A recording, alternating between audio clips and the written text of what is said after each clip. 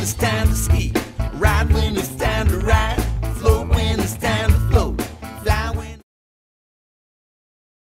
I can remember talking about the road originally. I could remember one day when the road turned into pure ice, there were about 24, 25 accidents, people trying to get off the hill, and finally we stayed up here till almost midnight before we could, get the county to come up and help get everybody off the mountain.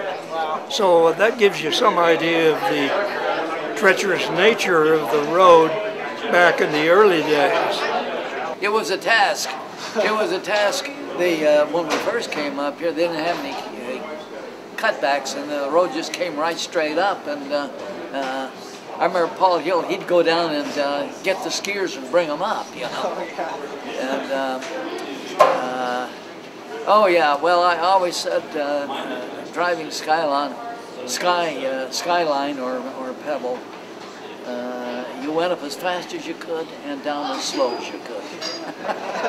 Well, there's always the drive up here has usually been pretty good. It's always been the drive down. There's been a few times when I've seen a lot of cars get crashed in the straights. And I've crashed a few cars on the way too.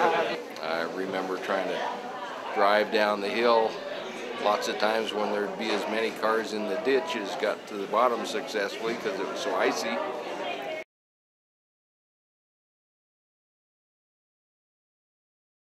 Well, I used to come up a lot with my friend Tom. He had an old Chevrolet, and sometimes we'd ride up in Paul Hill's dump truck. It was an old Army truck that he had when he was building the place.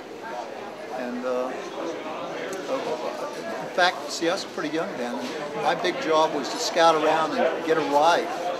I remember I'd start about Thursday or Friday calling people, seeing if I could ride up with them. And, I remember if you didn't have change, you'd spin out. There were some spots down there where automatic drive would kick in and start spinning. And, the old curves were all still down there. They hadn't taken out a number of the curves, and it was gravel. It was gravel all the way up from about Bonneville Road. So it was quite an adventure.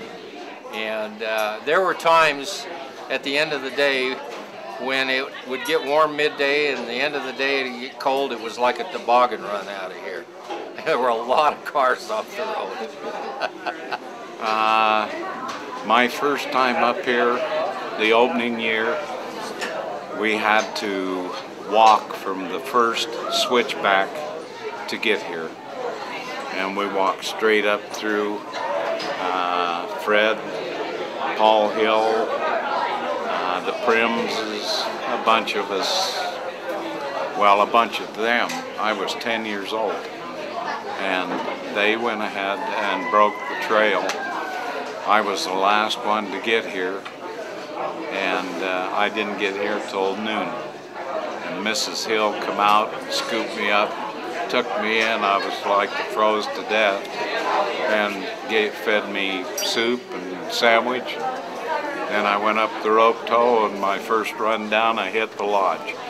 When we first started, the road had more switchbacks, and the road, of course, was narrower and not maintained as well. It could be very treacherous. Yeah, I mean, the road was horrible, and it was either solid ice to where people couldn't get up, or a bunch of mud, and you get stuck in the mud. And the road was a lot steeper then, and it was pretty tough. Lots of switchbacks, and hello, Roger. Not anything like it is right now. More switchbacks, a lot more than what there are now. Where they teach the beginners right now is part of the old road system. And the lodge, we had a little octagonal shaped lodge.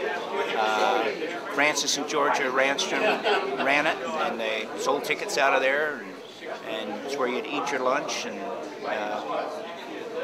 so that's been a few years ago. Oh yeah. We'd usually, well, when I was a little kid, I didn't drive, so we had somebody you know, an uncle or an aunt or somebody we knew that would get up here. But I always came up either that way or by the bus. My mother would drop me off at the Greyhound bus depot. I'd have my ticket book, and we'd get on the bus, give the ticket to the bus driver, and half the time they never made it, or the bus broke down around the first turn.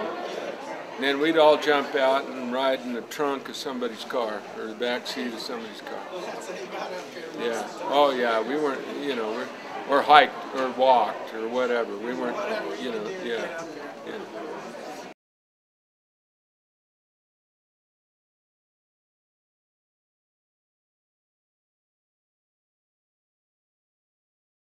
Oh, not really, but some of the things that are interesting up here is we have an old pickup truck called Old Blue, and it's a '69 that's really become just an old friend that nobody wants to retire, so we keep working on it, and it just goes up and down the mountain, but it's actually sailed off this mountain, gone over the end of the parking lot with nobody in it, left the ground by about 20 or 30 feet, we figure. Everything from the inside the glove box came out, was underneath the truck, and the truck sat back upright on top of all this stuff, and so we still have it. We still use it. Still running. Oh yeah. Still going for it. Yeah.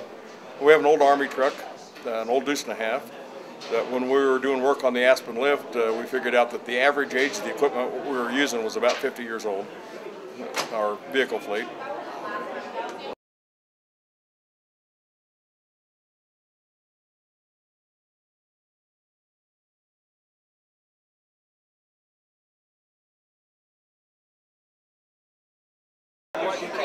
It was tough. Yeah. You had to chain up typically down at the bottom. So we always had a little mud on the outfit.